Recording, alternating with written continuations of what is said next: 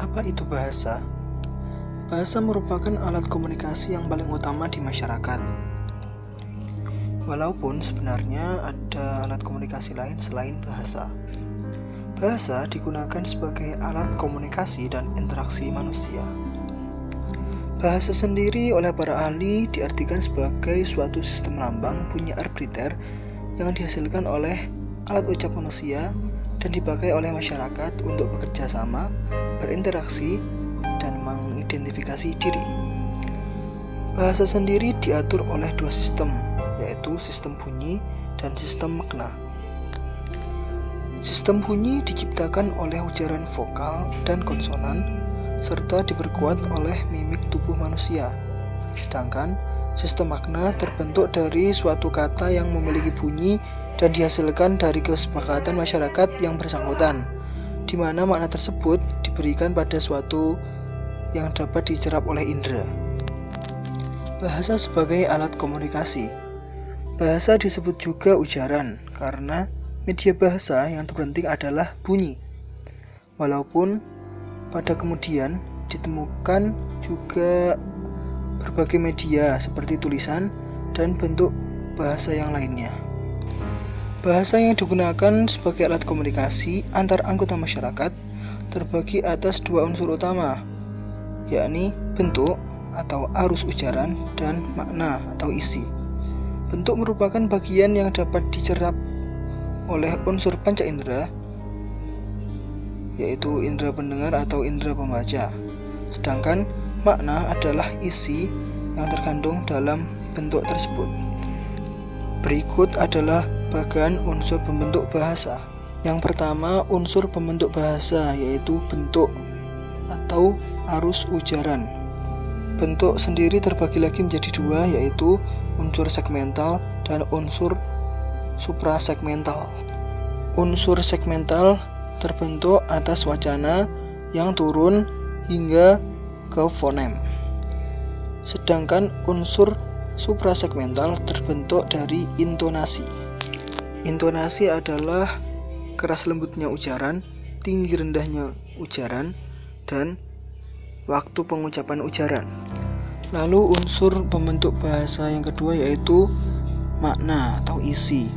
Makna sendiri terbagi lagi menjadi tiga, yaitu makna morfemis, makna leksikal, dan makna sintaksis. Makna leksikal merupakan makna kata, makna morfemis merupakan makna imbuhan, dan makna sintaksis merupakan makna frasa, klausa, dan kalimat. Syarat terjadinya komunikasi bahasa. Yang pertama, terdapat partisipan atau orang yang menerima dan menyampaikan suatu informasi.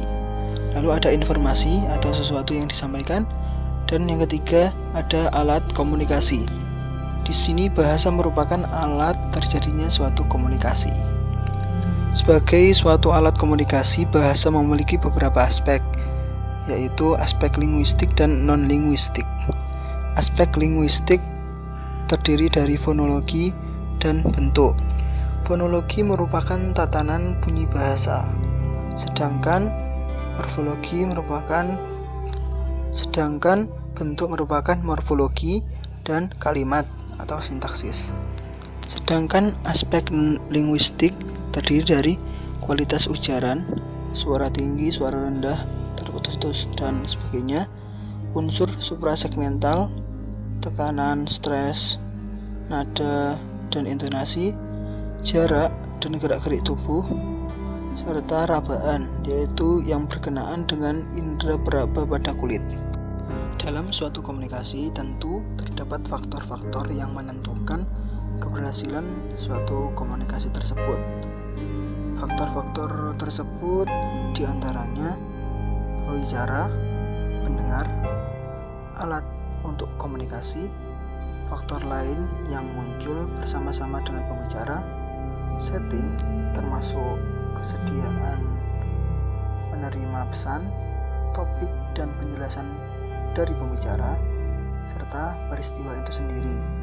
Peristiwa di sini yang dimaksud adalah peristiwa komunikasi itu sendiri. Selain faktor tadi, terdapat juga faktor yang mempengaruhi komunikatif dari pembicara, yaitu apa yang disampaikan oleh pembicara, suasana hati pembicara, situasi lingkungan, keadaan pendengar, tingkat sosial pendengar, umur pendengar, dan urgensi atau kepentingan apa yang disampaikan dari pembicara kepada pendengar. Meskipun faktor-faktor tadi telah terpenuhi, namun harapan komunikasi bisa saja tidak tersampaikan dari pembicara kepada pendengar disebabkan oleh beberapa faktor, seperti daya serap verbal pihak pendengar yang mungkin kurang, pemilihan kata dan kalimat yang digunakan oleh pembicara yang kurang tepat, lingkungan saat komunikasi yang berlangsung seperti kurang kondusif, misalnya ramai dan bising, serta keadaan pendengar, misalnya alat pendengaran yang tidak normal. Namun, tidak usah khawatir, karena dengan perkembangan teknologi visual saat ini, komunikasi bahasa dapat dipermudah melalui komunikasi dengan media gambar, film, dan sebagainya, sehingga faktor-faktor penghambat komunikasi tadi dapat sedikit teratasi. Fungsi bahasa. Sejak awal pertumbuhan bahasa sampai sekarang, fungsi bahasa diturunkan dari dasar dan motif pertumbuhan bahasa itu sendiri. Dasar dan motif pertumbuhan bahasa itu dalam garis besarnya berupa alat untuk menyatakan ekspresi diri. Maksudnya di sini adalah untuk menyatakan segala sesuatu yang tersirat di dalam hati dan pikirannya. Manusia menyatakannya dengan bahasa. Lalu alat komunikasi. Komunikasi merupakan akibat dari ekspresi diri. Sebagai alat komunikasi, bahasa merupakan saluran perumusan maksud manusia, melahirkan perasaan manusia, dan memungkinkan menciptakan kerjasama antar manusia. Lalu alat untuk mengadakan integrasi dan adaptasi sosial. Manusia selain sebagai makhluk individu, juga sebagai makhluk sosial. Sebagai makhluk sosial, manusia akan berkomunikasi dengan orang lain dan membentuk suatu komunitas. Di dalam komunitas tersebut akan terjadi pengenalan diri, adat istiadat, tingkah laku, tata krama, dan sebagainya. Dari individu yang berbeda kemudian ada persamaan secara kelompok, maka terbentuklah penyatuan. Anggota-anggota masyarakat atau komunitas tersebut secara efisien dapat dipersatukan dengan bahasa. Lalu, alat mengadakan kontrol sosial. Semua kegiatan sosial akan berjalan dengan baik apabila terdapat alat pengontrol. Bahasa merupakan salah satu alat kontrol sosial. Yang dimaksud kontrol sosial adalah usaha untuk memengaruhi tingkah laku atau tindak tanduk orang lain, baik tingkah laku yang bersifat terbuka, yaitu yang dapat diamati, maupun yang tertutup, tingkah laku yang tidak dapat diamati. Ragam bahasa. Berbagai ragam atau jenis bahasa didasarkan pada berbagai hal. Bahasa lisan adalah bahasa utama. Mengapa demikian? Karena bahasa lisan lebih ekspresif dalam penyampaiannya, bersama-sama dengan mimik, intonasi, dan gerakan tubuh yang mendukung proses komunikasi. Lalu terdapat bahasa tulis yang merupakan bahasa turunan dari bahasa lisan. Kehadiran bahasa tulis ini menunjang fungsi dari bahasa lisan, yakni sebagai alat komunikasi tulis. Lalu terdapat bahasa isyarat atau gestur atau bahasa tubuh, merupakan cara berkomunikasi melalui gerakan tubuh. Bahasa isyarat ini biasanya digunakan oleh para penyandang tunarungu atau tunawicara. Adapun ragam bahasa yang diklasifikasikan berdasar bidang wacana, terdapat ragam ilmiah dan ragam populer. Ragam ilmiah adalah ragam bahasa yang digunakan dalam kegiatan ilmiah seperti ceramah, kuliah, dan tulisan-tulisan ilmiah.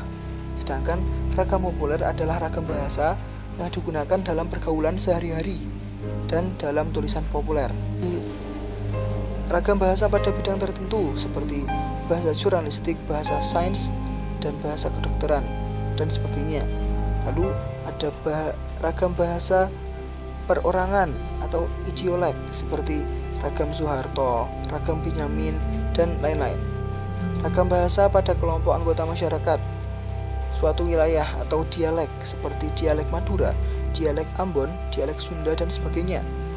Ragam bahasa suatu kelompok anggota masyarakat seperti ragam bahasa akademisi pasti akan berbeda dengan ragam bahasa orang-orang yang ada di jalanan. Lalu, ragam bahasa dari sudut pendidikan terbagi atas dua, yaitu ragam bahasa baku dan ragam bahasa tidak baku. Lalu, ragam bahasa berdasarkan situasi terbagi menjadi ragam bahasa formal dan ragam bahasa informal.